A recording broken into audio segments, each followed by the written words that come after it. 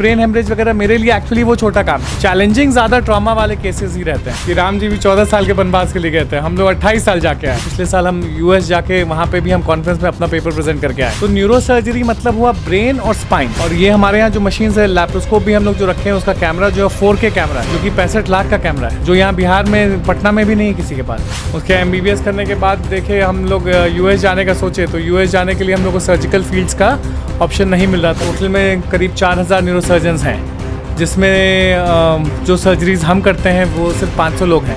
तो अगर हम लोग भी सब कुछ जाके दिल्ली बम्बई ही रहेंगे तो यहाँ बेगूसराय की जनता कौन देखेगा। न्यूरो सर्जरी की ओटी जो एक दिल्ली के ओटी में जो या बॉम्बे के ओटी में जो एक फुली इक्विप्ड ओटी कहेंगे, वो सारी सुविधाएं मेरे यहाँ। लेकिन न्यूरो सर्जरी एक बहुत ही यंग फील्ड है, बहुत पुराना फील्ड नहीं है। जो पुणे में हम लोग करते थे सर्जरी या दुर्गापुर में करते थे, जिसका चार्ज 4 to 5 लाख रहता था, वो सर्जरीज हम यहाँ पे 50 to 60,000 में कर रहे हैं। आयुष्मान में न्यूरो सर्जरी का सारा केसेस है। Hi, I'm Aditya Ashok from San Francisco. We are here to attend the CNS 2022 live. बाँच सको तो बाँच लो, आँखों का अखबार प्रथम पृष्ठ पर भी लिखा है सिर्फ प्यार ही प्यार। तो हम उस बहुत ही खूबसूरत, बहुत ही प्यारे और बेगूसराय के नामचीन सर्जन में, जो कि न्यूरोलॉजी के सर्जन हैं, डॉक्टर आदित्य अशोक के पास आए हैं। सर, सबसे पहली बात जानना चाहें कि आदित्य अशोक ने पढ़ाई कहाँ से करी है? मेरा तो हम बेगूसराय, तो हम जैसे बोलते हैं, हम तो सब पेशेंट को भी बोलते हैं कि राम जी भी 14 साल के वनवास के लिए गए थे, हम लोग 28 साल जाके आए। तो हम लोग क्लास 4 से ही हम लोग बोर्डिंग स्कूल चले गए। उस समय भी स्कूल का थोड़ा यहाँ अभाव था, तो हम लोग बोर्डिंग स्कूल चले गए थे। शवुड कॉलेज स्कूल है नैनीताल में, तो क्लास 4 से लेके क्लास 11 तक की मेरी पढ़ाई वहाँ हुई। उसके बाद फिर कंपटीशन का युग था, तो हमको लगा कि वो स्कूल थोड़ा पीछे ना रह जाए, तो हम लोग उस समय का जो टॉप स्कूल था DAV जवाहर विद्या मंदिर शामली का, जो रांची का है, तो 12th करने हम वहाँ से आ गए। फिर 12th करने के बाद हम चले गए दिल्ली, वहाँ कोचिंग वगैरह किए कुछ दिन तक। फिर मेरा पहले तो सिलेक्शन हो गया था FMC में भी, फिर आँखों के कारण वो लोग छाट दिए। फिर हम कर्नाटका CET में क्वालिफाई करके फिर हम KIMS Kempegowda institute of medical sciences Bangalore से हमने अपना MBBS किया। उसके MBBS करने के बाद देखे हम लोग यूएस जाने का सोचे, तो यूएस जाने के लिए हम लोग को सर्जिकल फील्ड्स का ऑप्शन नहीं मिल रहा था। पीडियाट्रिक्स मिल रहा था, मेडिसिन में मिल रहा था, लेकिन सर्जरी में नहीं मिल रहा था। तो फिर हम DY पाटिल पुणे ज्वाइन किए। अच्छा सर, बाहर रहने के बावजूद भी फिर बेगूसराय 28 साल कहा आपने वनवास काट के फिर बेगूसराय लौट गए। चाहते तो आप बाहर रह सकते थे। बाहर तो रह ही सकते थे, बोले जैसे पुणे जाके जब हमने ये किया, MS किया जनरल सर्जरी में पहले, फिर MCH किया न्यूरो सर्जरी में, फिर अपॉर्चुनिटीज़ तो बहुत थी। एक साल हम दुर्गापुर में HOD भी थे मेडिकल कॉलेज में। लेकिन क्या है कि अब हम हैं यहाँ से, ऐसे ही न्यूरो सर्जन्स की काफ़ी कमी है देश में। देर तो टोटल में करीब 4000 न्यूरो सर्जन्स हैं, जिसमें जो सर्जरीज हम करते हैं वो सिर्फ 500 लोग हैं। तो अगर हम लोग भी सब कुछ जाके दिल्ली बम्बई ही रहेंगे तो यहाँ बेगूसराय की जनता कौन देखेगा। तो ये मेरा जन्मभूमि भी है, अब कर्मभूमि बना लिए हैं इसको। अच्छा सर, न्यूरो सर्जरी जो आप कहा कि सिर्फ 500 डॉक्टर हैं देश में जो वो काम करते हैं जो आप करते हैं, वो कौन सा काम है? जैसे सर्वाइकल स्पाइन का C1 C2 फिक्सेशंस हो गया, स्कल बेस बोलते हैं, जो ब्रेन का डीप ब्रेन का सर्जरीज हो गया, वो सब हम करते हैं। उसकी ट्रेनिंग हमने डॉक्टर सुशील पाटकर हैं, डॉक्टर अतुल गोयल हैं, ये लोग मतलब नामचीन लोग हैं इंडिया में, जो ग्लोबल फेस पे न्यूरो सर्जरी के मतलब ये फाउंडर मेंबर्स में से एक तरह से आप कहेंगे। तो हम उनके अंडर काम किए हुए हैं। तो उन लोगों का ही आशीर्वाद है, इतना अच्छा काम किए कि पिछले साल हम यूएस जाके वहाँ पे भी हम कॉन्फ्रेंस में अपना पेपर प्रेजेंट करके आए, सैन फ्रांसिस्को में लास्ट ईयर अक्टूबर में। अभी इस साल भी हम जा रहे हैं, बार्सिलोना जाएंगे स्पेन में, वहाँ जाके अपना पेपर प्रेजेंट करने जा रहे हैं। तो इसीलिए हम लोग को अपॉर्चुनिटी मिला था अच्छा काम करने का। तो वो काम तो यहाँ करना थोड़ा मुश्किल है, क्योंकि वहाँ हम यहाँ पे थोड़ा ट्रेन स्टाफ की अभाव है, प्लस लोगों का अभी तक भरोसा नहीं है कि अच्छा बड़ा काम भी यहाँ पे हो सकता है। तो ये विश्वास आने में लोगों को थोड़ा टाइम लगेगा। बट चूँकि यहाँ मेरे पिताजी यहीं से हैं, मेरा जन्म यहीं हुआ, तो हम लोग सोचे कि यहीं पे आके जो चीज़ें दिल्ली बम्बई में हैं अवेलेबल, वो चीज़ हम यहाँ लेके आए हैं। आप हॉस्पिटल देखेंगे, हम लोग हॉस्पिटल भी उसी के तर्ज पे बनाए हैं। OT में एक से एक सारा माइक्रोस्कोप है, जो मतलब अकेले में एक 60-70 लाख का इंस्ट्रूमेंट है। उसके अलावा ड्रिल्स हैं, मतलब मेरे न्यूरो सर्जरी की OT जो एक दिल्ली के OT में जो या बॉम्बे के OT में जो एक फुली इक्विप्ड OT कहेंगे, वो सारी सुविधाएं मेरे यहाँ। अच्छा, कहीं ऐसा तो नहीं था कि डॉक्टर अशोक शर्मा का नाम बहुत बड़ा हो गया तो इसलिए बेगूसराय आना पड़ा? सर, डॉक्टर अशोक शर्मा का नाम तो बड़ा, इसमें कोई डाउट ही नहीं है। और उसके कारण वो सर्जरी किए तो हम MCH एक डिग्री आगे करके आए ताकि हमको उनके साथ खड़ा होने का एक पावदान मिले कम से कम। बट उनका फील्ड थोड़ा अलग है, मेरा फील्ड अलग है, इसलिए इस यहाँ आने का एक सबसे बड़ा मकसद तो है कि माँ बाप हैं, अब उनकी उम्र भी हो रही है, तो उनके ध्यान रखने के लिए हम एक ही बेटा है, बहन हमारी बनारस में रहती है, तो उनको भी देखने के, माँ बाप को देखने के लिए कोई तो चाहिए यहाँ पे, तो मेन पर्पस वही था यहाँ रहने का। अच्छा सर, अगर बात करें बेगूसराय की, बेगूसराय आए तो बेगूसराय में लोगों के मन में ये भी नहीं होगा कि न्यूरो सर्जरी है क्या, तो उसको कैसे डील करते हैं और क्या है वास्तव में वो है क्या? देखिए, न्यूरो सर्जरी एक बहुत ही यंग फील्ड है, बहुत पुराना फील्ड नहीं है। 1900s में ही इसका शुरुआत हुआ है और 50s में इसका सर्जरीज मेन शुरू हुई हैं, फिर 90s में आके CT स्कैन वगैरह सब जो आया है तो हम लोग और बीमारियों को देख पा रहे हैं।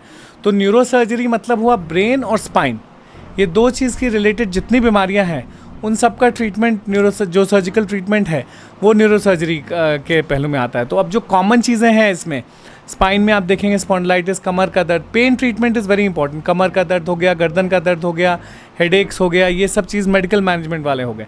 सर्जिकल में यही डिस्क, स्लिप डिस्क वगैरह होता है, उसका सर्जिकल कैसे मैनेजमेंट किया जाता है, या फिर वर्टेब्रल अलाइनमेंट्स ख़राब हो जाता है, वो हो गया। फिर ब्रेन की तरफ आते हुए, जो कि मेरा स्पेशली फील्ड है ब्रेन, तो ब्रेन में जितने सारे जो हेमरेज हो जाते हैं एक्सीडेंट होने पे, ब्रेन हेमरेज जिसको बोलते हैं, तो ये मेरे लिए ब्रेन हेमरेज वगैरह मेरे लिए एक्चुअली वो छोटा काम है।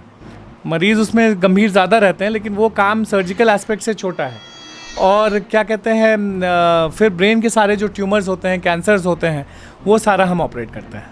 अच्छा सर, आजकल आपने बहुत आसान शब्दों में कह दिया कि जो ब्रेन हेमरेज हो रहे हैं तो बहुत आसान है आपके लिए, लेकिन बहुत ज़्यादा आजकल ब्रेन हेमरेज बहुत ज़्यादा केसेस आ रहे हैं, क्या वजह हो सकती है?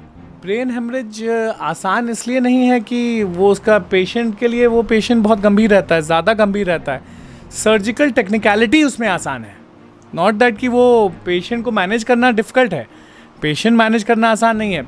सर्जिकल टेक्निकलिटी जैसे एक कंपेयर टू एक ब्रेन ट्यूमर का जो केस होगा या एक स्कल बेस CP एंगल का केस होगा, वो केस टेक्निकली बहुत डिफ़िकल्ट होती हैं, लेकिन ये क्या कहते हैं, जो चैलेंजिंग ज़्यादा ट्रॉमा वाले केसेस ही रहते हैं, क्योंकि उनका मैनेज करना बहुत मुश्किल होता है। कारण ये है, एक तो आप जो लड़कों को देखें कोई हेलमेट पहनता नहीं है, एक बेसिक कारण है। घर से, मतलब ऐसा नहीं कि कोई हाईवे पे एक्सीडेंट होके जाते हैं, घर से दुकान जा रहे थे उसमें गिर के पेशेंट मेरे पास आते आते मतलब फिर कुछ कर नहीं पाते हैं। तो एक हेलमेट बहुत बड़ा कारण है जो लोगों की लापरवाही है, तो इसमें किसी को दोष नहीं दे सकते हैं। दूसरा एक स्ट्रोक हो गया, जो ब्रेन हेमरेज जो BP के मरीज़ों को हो सकता है, ठंड के मौसम में ज़्यादा रहता है क्योंकि उस समय BP शूट ज़्यादा करता है वैसोकंस्ट्रक्शन के कारण। तो ये सब बेसिक पहलू हैं, चोट लगना, क्या कहते हैं, फिर बच्चों में देखते हैं ब्रेन हेमरेज होता है, जो कोएगुलेशन मतलब खून की जमने की क्षमता जो होती है वो ख़राब रहती है, उसका कुछ कंजेनाइटल डिफेक्ट्स रहता है, उसके कारण ब्रेन हेमरेज होने का संभावना रहता है। अच्छा सर, एक चीज़ और देखी जाती है गांव घर में कि दर्द हुआ, कोई भी दवाई अपने मन से ले लेते हैं और कोई भी सलाह नहीं लेते हैं, लेकिन बाद में पता चलता है कि नहीं बहुत बड़ी समस्या है, तो उनके लिए क्या कहेंगे? देखिए, दर्द की दवा तो हमेशा हम, जैसे मेरे पेशेंट्स को दर्द की दवा प्रिस्क्राइब करते हैं, हम हर एक पेशेंट के, आप मेरे 90% पुर्जा में देखेंगे 1 टैबलेट SOS लिखा रहता है, मतलब बहुत दर्द करे, असहनीय दर्द करे तभी दर्द की दवा लेनी है। अगर है दर्द है तो लेना चाहिए दवा, हम ये नहीं कह रहे हैं, लेकिन दर्द की दवा लेना अवॉइड करना चाहिए। जो लोग जाके गांव से में किसी दुकान से ले लिए दवा, अपने मन से ले लिए दवा, एक तो दुकानदारों को थोड़ा केयरफुल रहना चाहिए, क्योंकि दर्द की दवा का कितना हानिकारक इफेक्ट है ये लोग नहीं समझ पाते हैं। और किस बीमारी, दर्द को ठीक करना तो बहुत सिंपल काम है, एक पैरासीटामॉल हो गया, एक डाइक्लोफेनेक हो गया, ये कोई भी आज में सब कोई जानते हैं उस दर्द की दवा है। लेकिन मेन हम लोग इलाज क्या करते हैं कि दर्द का कारण क्या है, उस कारण को इलाज करना। तो ये दर्द की दवा को लेके अगर आप अपनी बीमारी को सप्रेस करते जा रहे हैं, दर्द ठीक कराते जा रहे हैं, फिर वो बीमारी, जैसे स्पाइन में आप देख लें, जो स्लिप डिस्क की बीमारी होती है, जो एक सिंपल एक्सरसाइज से और थोड़ी दवाइयों से ठीक हो सकती थी, उसको आप लोग इतना बढ़ा देते हैं दर्द सप्रेस करते करते, फिर सर्जरी के अलावा विकल्प नहीं बचता है। और स्पाइन की सर्जरी वगैरह हम लोग अगर 100 पेशेंट देखते हैं उसमें से 5 में ही करते हैं, जो पेशेंट मेरे पास टाइमली आ जाते हैं। जो लोग ये दर्द की दवा सालों से खाते हुए आते हैं, उनका फिर हम लोग करना पड़ता है ऑपरेशन। सर, एक प्रश्न और ख़ास बात कि लोग कहते हैं कि न्यूरो सर्जरी बहुत कीमती है, तो उसको कैसे मैनेज करते हैं? बेगूसराय में आके, बाहर में रहते तो चलता है, लेकिन बेगूसराय के लिए तो बहुत ज़्यादा एक्सपेंसिव। हम लोग यहाँ पे बहुत ही माइनर रेट्स पे, बहुत ही मिनिमल रेट्स पे काम कर रहे हैं। जो सर्जरीज मैं यहाँ पे अभी 5 साल पहले जो पुणे में हम लोग करते थे सर्जरी या दुर्गापुर में करते थे जिसका चार्ज 4 to 5 लाख रहता था, वो सर्जरीज हम यहाँ पे 50 to 60,000 में कर रहे हैं। तो ऐड कॉस्ट करें, क्योंकि जिस तरह का जगह है जितना पेइंग कैपेसिटी होगा उतना ही लोगों से ले पाएंगे ना। उसके अलावा हम लोग आयुष्मान भारत के तहत भी ब्रेन ट्यूमर्स का पेशेंट भी कितना ऑपरेट किया, हमको लगता है 7 या 8 पेशेंट हम आयुष्मान भारत के तहत ब्रेन ट्यूमर्स का ऑपरेट किए, जिसमें पैसा हम लोग को बचता नहीं है, पर अदरवाइज़ वो पेशेंट मर जाता, जो कि आज चल रहे हैं। तो उनका आशीर्वाद भी लगता है, उस आशीर्वाद से हम लोग चल रहे हैं। तो money is not a question, money तो हम लोग मैनेज कर लेते हैं। अवेयरनेस होना ज़्यादा ज़रूरी है, लोगों को ये रियलाइज़ होना चाहिए कि ये चीज़ उसके यही लोग जितना सर्जरी का चार्ज हम लोग यहाँ लेते हैं, एक नॉर्मल ब्रेन ट्यूमर का जो कैंसर का सर्जरी होता है वो 70-80,000 का सर्जरी होता है, उतना पैसा लोग दिल्ली, बम्बई, पूना जाके सिर्फ रहने खाने में खर्चा कर देते हैं, क्योंकि लोगों को ये विश्वास आना कि बेगूसराय में भी मेरा इलाज उत्तम तरीके से हो सकता है, ये आने में थोड़ा टाइम लगेगा। अच्छा सर, आपने आयुष्मान की बात करी है, तो आयुष्मान में अभी आपके अस्पताल में खासकर हम कल्पना नर्सिंग होम की बात कर रहे हैं, तो क्या क्या सुविधाएं हैं आयुष्मान भारत की तरफ से? आयुष्मान में न्यूरो सर्जरी का सारा केसेस है, उसके बाद ओबीजी के जो परमिटेड केसेस हैं, गायनी के जो केसेस हैं वो सरकार के द्वारा कुछ केसेस परमिटेड हैं, कुछ केसेस हैं जो सरकारी में ही होंगे, प्राइवेट हॉस्पिटल्स को परमिटेड नहीं। तो उसमें जो लैप्रोस्कोपी से हिस्टेक्टमी वगैरह होता है, जिसमें पेशेंट आज ऑपरेट हुआ, कल रहा, परसों उसकी छुट्टी हो जाती है, जो कि नॉर्मल ओपन हिस्टेक्टमी में पेशेंट को 10 दिन रहना पड़ता है हॉस्पिटल में, वो गायनी का सारा सर्जरीज़ है जो परमिटेड है। और जनरल सर्जरी का सारा ऑपरेशन है, जो लैप कोली वगैरह, सर को लोग जानते हैं कि ट्रॉमा और गोली के डॉक्टर हैं, लेकिन जो जनरल सर्जरी के भी जो मशीन्स हैं, और ये हमारे यहाँ जो मशीन्स है, लैप्रोस्कोप भी हम लोग जो रखे हैं उसका कैमरा जो है 4K कैमरा है, जो कि 65 लाख का कैमरा है, जो यहाँ बिहार में पटना में भी नहीं है किसी के पास। अगर एक आधा लोग अभी लिए होंगे, लास्ट 2 साल पहले तक पटना में भी 1.5 साल पहले तक किसी के पास नहीं था।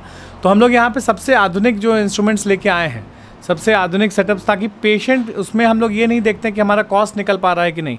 वी आर सीइंग दैट हमारा लाइफ आसान हो ऑपरेशन करते वक्त, उससे मरीज़ को ज़्यादा फ़ायदा हो, मरीज़ को सबसे ज़्यादा बेनिफिट है। क्योंकि अगर आधुनिक इंस्ट्रूमेंट से हम ऑपरेट करते हैं, उसको ब्लीडिंग कम होगा, सर्जरी टाइम कम लगेगा, एनेस्थीसिया टाइम कम बचेगा, तो पोस्ट ऑप कॉम्प्लिकेशंस होने के चांसेस अपने आप घट जाते हैं। अच्छा सर, कल्पना नर्सिंग होम में आप इतनी दूर से आए, तो लोगों में बेगूसराय, अगर आपसे कहा जाए तो बेगूसराय कैसा लगा, और 28 साल बाद यहाँ आना क्या अनुभव रहा? अनुभव अच्छा ही है। पहले हम लोग बाहर रहे तो बड़े शहरों का बात अलग है, वहाँ मेरे बगल में किसी के घर में शादी हो रही है तो शायद मुझे इनविटेशन भी नहीं होगा। यहाँ एक अपने लोगों के बीच में रहना एक अलग ही उसका मज़ा है। और यहाँ लगा कि घर तो है ही, यहाँ छुट्टियों में तो आते ही रहते थे हम लोग, हमेशा जुड़े हुए हैं यहाँ से। अच्छा सर, आगे क्या सोच रहे हैं और नया क्या अचीवमेंट आने वाला है बेगूसराय के लिए, आदित्य अशोक के लिए और कल्पना नर्सिंग होम के लिए? नया अभी हम लोग यहाँ पे थोड़ा एकेडमिक अभी हम लोग वेट कर रहे हैं। अभी हमने जैसे मेडिकल कॉलेज हम लोग का नहीं था, जैसे लास्ट ईयर हम गए थे पेपर प्रेजेंट करने, तो वहाँ पे हमको अवार्ड पेपर में नहीं दिया गया क्योंकि मेरा मेडिकल कॉलेज का एसोसिएशन नहीं था। तो अभी बेगूसराय में मेडिकल कॉलेज नहीं है, तो वो आए तो उससे हम लोग को और रिसर्च करने में आसानी रहेगी। जो नए तरह के केसेस हैं, डिफ़िकल्ट केसेस हैं, वो एक टीम बनती है तो करने में आसान रहता है। तो अभी हम सहरसा मेडिकल में श्री नारायण मेडिकल कॉलेज है, वहाँ पे भी ज्वाइन किया, एज एसोसिएट प्रोफेसर हम वहाँ अभी कार्यरत हैं। तो वहाँ पे भी हम केसेस करना शुरू किए हैं। और अभी हम लोग कुछ रिसर्च करना कि नए नए कुछ टेक्निक्स ला पाएँ, कुछ नए इंस्ट्रूमेंटेशंस, हम लोग जो इंस्ट्रूमेंट जो न्यूरोसर्जन को काम करने में थोड़ी आसानी हो, तो अपने अनुभव के हिसाब से कुछ इंस्ट्रूमेंट्स मॉडिफाई करके उस पर हम लोग एक पेटेंट 1-2 अप्लाई किए हुए हैं। तो वो जब वक्त आएगा तो आप लोग को रिवील किया जाएगा। सर, आप अक्सर पेपर प्रेजेंट करने के लिए बाहर जाते रहते हैं, तो क्या खास बातें होती है किसी भी पेपर में, और उससे क्या सीख मिलती है एक एसोसिएट प्रोफेसर के भी नाते, और जो नए लड़के आ रहे हैं मेडिकल की फील्ड में उनके लिए? देखिए, सबसे बड़ा है कि एक बार आप प्राइवेट प्रैक्टिस में आ गए ना, तो एकेडमिक्स छूट जाता है। तो उसके कारण क्या होता है, आप अपने आप को अपडेट नहीं कर पाते हैं। तो जो चीज़ हम यहाँ बेगूसराय में रह के हमको जो अनुभव नहीं मिल पाता है, तो ये कॉन्फ्रेंसेस में जाने से हमको वो मिलता है कि ये चीज़ नया डेवलपमेंट आया, ये नया इंस्ट्रूमेंट आया, नई दवाइयाँ आई हैं। तो और हम लोग अपना बाहर जाने में, हम लोग लास्ट ईयर जैसे आपको बताया हम अमेरिका गए थे, तो अमेरिका में क्या हुआ कि जो केसेस मैंने प्रेजेंट किए, मैंने 100 केस का, कुछ 75 केस का डेटा था मेरा, वो firearm injury to brain and spine का हमने दिया था। तो अब उस 75 केस का डेटा हमने जब प्रेजेंट किया, तो वहाँ इटली से, फ्रांस से, बहुत जगह से दोस्त थे जिनसे डिनर पे पहले एक दिन पहले बात हुई, तो they were amazed to see that number of cases में हमारे देश में कोई, क्योंकि बाहर से लोग यहाँ आ रहे हैं ऑपरेट कराने के लिए, तो उन्होंने बोला हमने ज़िंदगी में, he was a very senior person, वो ही वॉज फ्रॉम इटली, उन्होंने बोला कि हमने ज़िंदगी में एक गन शॉट का केस देखा ब्रेन का। हम बोले कि हम तो निकालते गए, हम 60-70 केस हो गए मेरे, और पापा का डेटा देखें तो 20-25 हज़ार केस का है। तो हम लोग उसको एक मेडिकल लिटरेचर बना के उसको प्रेजेंट करते हैं, इसीलिए ताकि लोगों को पता चले कि हम लोग एक छोटे शहर में भी बड़ा काम कर रहे हैं। और अमेरिका में भी एक्सपीरियंस अच्छा रहा। अभी बार्सिलोना जा रहे हैं, फिर उस पर पेपर जो देंगे वो आपको बताएंगे। अभी हैदराबाद में हम लोग गए तो यंग न्यूरो सर्जन्स फोरम था, तो वहाँ पे हमने बताया, जो जूनियर डॉक्टर्स नए जो न्यूरो सर्जरी में आ रहे हैं उनको हमने बताया कि क्या ड्रिल लेना चाहिए, क्या मशीन लेना चाहिए, क्या इंस्ट्रूमेंट्स लेना चाहिए। बेसिकली ये कॉन्फ्रेंस उस पर था। तो अलग अलग कॉन्फ्रेंस का अलग अलग हाईलाइट्स होता है। और प्लस अमेरिका गए, वहाँ पे बेगूसराय का टैग पहन के गए, तो हम लोग भी काफ़ी प्राउड महसूस किए कि बेगूसराय को हम रिप्रेजेंट कर रहे हैं। तो वो हम लोग के लिए बहुत ही प्राउड मोमेंट था। अच्छा सर, सबसे अगर कठिन केस कहा जाए आपकी ज़िंदगी में तो कौन सा केस लगा कि नहीं मेरे लिए बहुत बड़ा अचीवमेंट है ये केस करना? 2 केसेस हैं जो मेरे मन में डायरेक्टली आते हैं। एक तो ट्यूमर ही था, दोनों ट्यूमर के केस हैं। एक सीपी एंगल ट्यूमर था, जो सीपी एंगल बोलते हैं सेरेबेलो पोंटाइन एंगल। ये जो स्कल होता है ब्रेन का, जो जहाँ ब्रेन रखा रहता है वो हड्डी के ऊपर, वो स्कल बेस बोलते हैं, उस बेस के पास ये ट्यूमर रहता है। तो उसको, it is a very deep tumour, तो उसको अप्रोच करने के लिए काफ़ी डिफ़िकल्ट पोजीशंस है, काफ़ी डिफ़िकल्ट सर्जरीज़ है। तो वो एक केस किया था मैंने लास्ट ईयर, वो मेरे लिए काफ़ी अच्छा रहा। और एक उससे भी बड़ा, एक काफ़ी बड़ा मेनिंजियोमा, वो भी एक ट्यूमर होता है, ऑल्दो कैंसर नहीं होता है, लेकिन मास बहुत बड़ा था। ये बेसी फ्रंटल, मतलब आगे के ब्रेन के नीचे वाले भाग में था। तो वहाँ पे सारे मेन ब्लड वेसल्स आते हैं, सारी नसें वहीं से निकल के आ रही होती हैं, तो बहुत ही क्रिटिकल पार्ट होता है। तो वो केस तो मेरे लिए सबसे ज़्यादा चैलेंजिंग था, क्योंकि वो केस हम लोग जब पूना में थे तो टीम ऑफ न्यूरोसर्जन्स करते थे। तो 3 लोग होते हैं, बारी बारी से लोग वॉश होते हैं, जो कोई थक गया तो दूसरे आ गए। वो केस करने में हमको करीब 9-9.5 घंटे लगे थे, लेकिन वो पेशेंट फिर जब चलते हुए आई दोबारा तो हम बहुत खुश हुए। तो that was the most challenging case हम जो किए हैं, बेसी फ्रंटल मेनिंजियोमा था। अच्छा सर, एक संवाद जो बेगूसराय के लोगों से स्थापित करना चाहेंगे, जो एक बातें बेगूसराय के लोगों से करना चाहेंगे? बेगूसराय के लोगों को यही है कि आप लोगों का प्यार हमको मिलता रहे, और आप लोग को विश्वास होए हम पे कि हम जो यहाँ इलाज कर रहे हैं वो, हम अक्सर अपने पेशेंट्स को बोलते हैं कि कोई भी बीमारी बोलते हैं यहाँ सर ठीक हो जाएगा ना, तो हम देखिए आपको अगर शक है आप ले जाके पटना भी दिखा सकते हैं, दिल्ली भी दिखा सकते हैं, लेकिन जो इलाज हम यहाँ कर रहे हैं यही इलाज आपका पटना में भी होगा, यही इलाज दिल्ली में भी होगा, यही इलाज अमेरिका भी चले जाएंगे तो यही इलाज होगा, क्योंकि उस इलाज का प्रोटोकॉल सेट है। तो लोगों के में मेरा यही लोगों से रिक्वेस्ट है कि आप लोग अपने मन में विश्वास थोड़ा पैदा करिए, और अपने शहर में जो काम हो सकता है, अब आप यहाँ पे किसी मरीज़ का अगर इलाज कराते हैं तो आपको ना बाहर जाने का खर्चा है, ना कहीं रहने का खर्चा है, ना खाने का, सब चीज़ घर से आप कर रहे हैं। बाकी हम लोग कॉस्ट में भी, सर्जरी का कॉस्ट भी बहुत कम होता है। तो ये लोगों के मन में एक धारणा है कि कम पैसा लग रहा है ना, तो हो सकता है इलाज अच्छा नहीं हो।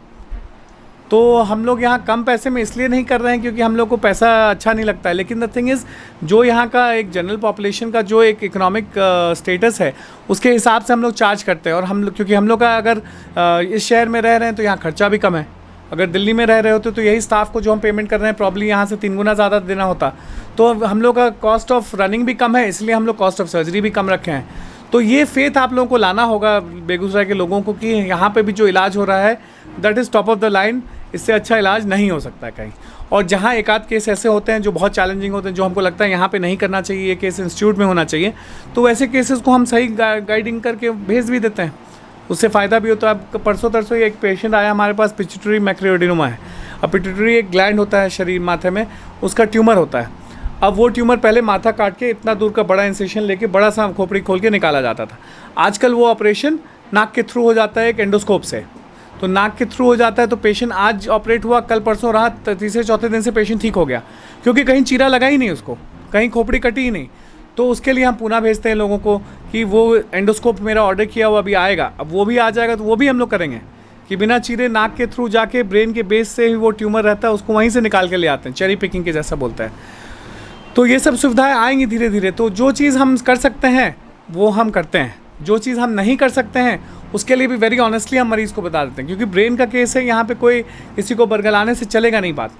जो फैक्ट बात है, लोग इस बात से थोड़ा हमसे नाराज़ भी रहते हैं कि डॉक्टर साहब बहुत फ्रैंकली बात कर देते हैं, लेकिन क्या है कि हम फ्रैंकली इसलिए बात करते हैं कि आपको धोखा दे के रखना मेरा पर्पस नहीं है। तो जो हमसे संभालने वाला है केस वो हम रखेंगे, जो हमसे नहीं संभालने वाला है उसके लिए भी हम बहुत लोग ऐसा भी बोलते हैं, जो हमसे संभालने वाला केस भी रहता है उसमें बोलते हैं सर हम पटना दिखा लें क्या। ऐसा जो लोग बोलते हैं हम उनको ज़रूर सलाह देते हैं आप ज़रूर जाके दिखाइए, क्योंकि उनके मन का ये भी भ्रांत होना भी बहुत ज़रूरी है। अगर उनको विश्वास नहीं होगा तो पेशेंट ठीक नहीं होगा। मरीज़ को अगर विश्वास नहीं होगा कि हम ठीक हो जाएंगे तो पेशेंट कभी ठीक नहीं होगा। तो जिनके मन में भी डाउट होता है तो हम रेफ़र करके बता देते हैं, वहाँ डॉक्टर साहब को फ़ोन कर देते हैं जिनसे हमको जान पहचान है। बाकी फिर जो लोग जहाँ ले जाना चाहते हैं, तो मेरा ये कहना है कि आप लोग विश्वास रखिए। और बहुत लोग गांव में आपको सलाह देने के लिए बहुत चीज़ें बोलेंगे, लेकिन इसमें बहुत लोग ऐसे होंगे जो आपको सही सलाह नहीं दे रहे होंगे, क्योंकि वो क्वालिफाइड नहीं है सही सलाह देने के लिए। तो इसलिए हम जब भी सलाह देंगे, हमसे ना तो आपकी कोई दोस्ती है ना दुश्मनी है। मेरा एक भी पर्पस रहता है कि पेशेंट ठीक होना चाहिए, तो मेरा सारा सलाह उसी लाइन पे रहता है। अच्छा सर, एक चीज़ और आखिर में जाते जाते कि लोग एक चीज़ से बहुत डरते हैं कि डॉक्टर साहब आए और टेस्टिंग लगातार लिखते गए, एमआरआई वो और लगातार लिखते चले जाते हैं। लेकिन ये कितना ज़रूरी है और लोगों को कैसे विश्वास दिलाते हैं? ये लोगों को समझना पड़ेगा कि पेट नहीं है ये, ब्रेन और स्पाइन जो है शरीर का ऐसा अंग है जो बहुत ही वाइटल एरिया है। ब्रेन से सारा शरीर संचालित है, स्पाइन से सारा शरीर संचालित है। तो वो उसको कुछ डैमेज हो जाएगा तो तुरंत पेशेंट को मतलब सिवियर प्रॉब्लम्स होने लग जाएंगी। तो इस कारण प्रकृति ने शरीर में ऐसा बनाया है कि ब्रेन एकदम एक हार्ड स्कल में एनकेस्ड है। उस स्कल में एक ही ओपनिंग है जहाँ से स्पाइनल कॉर्ड निकल के आ रहा है। वो भी पूरा पीछे आप देखेंगे तो आगे रीढ़ की हड्डी, पीछे उसका लैमिना जो बोलते हैं वो भी हड्डी, स्पाइनस प्रोसेस, उस पर इतने मसल्स। तो ब्रेन और स्पाइन को हाथ लगा के देखना संभव नहीं है। तो इसको देखने के लिए एमआरआई या सीटी स्कैन एसेंशियल होता है। ये लोग समझ नहीं पाते हैं। लोग को लगता है सर ऐसे ही लिख दे रहे हैं, लेकिन हम आगे, जैसा हम पहले भी बोले कि हमको दर्द के कारण का इलाज करना है। तो जब हम दर्द का कारण जान नहीं पाएंगे तो हम उसका कारण का इलाज कैसे कर सकते हैं? फिर तब तक तो हम एक एम्पेरिकल ट्रीटमेंट आपको दे देंगे दर्द का, उससे आपको आराम भी हो जाएगी। लेकिन फिर आप 2 हफ्ते बाद आएंगे, बोलेंगे सर दवा ख़त्म हुआ तो फिर से दर्द हो रहा है, क्योंकि आपने वो जाँच करा के मुझे कारण नहीं समझने दिया है। तो न्यूरोसर्जरी में, खास करके न्यूरोलॉजी और न्यूरोसर्जरी में एमआरआई और सीटी का काफ़ी बड़ा रोल है। हाँ, तो ये थे हमारे साथ अभी तक डॉक्टर आदित्य अशोक, जो कि बेगूसराय में भारत में सिर्फ 500 डॉक्टर हैं जो न्यूरो सर्जरी में बहुत ही कुछ ऐसी सर्जरीज हैं जो बहुत ही कम डॉक्टर करते हैं, और उन 500 में एक डॉक्टर आदित्य अशोक बेगूसराय में हैं, कल्पना नर्सिंग होम में हैं, और ख़ास बात डॉक्टर अशोक शर्मा के बेटे हैं। तो बेगूसराय के लिए ये बहुत गर्व की बात है। और सर, इतने व्यस्त समय में समय देने के लिए बहुत बहुत धन्यवाद। Thank you sir. आप लोग का प्यार बनता रहे, बस इसी पे हम लोग पनप रहे हैं। Hi, I am Aditya Ashok from San Francisco. We are here to attend the CNS 2022 live and we had a great time here in San Francisco where we updated ourselves. I updated myself with a lot of new technologies which have come into the field over the last couple of years, and I'm hoping to continue doing this educational purposes for the betterment of my patients. Great way to connect with people and update ourselves with the new technologies that are coming into the neurosurgical field. I had a great time in San Francisco.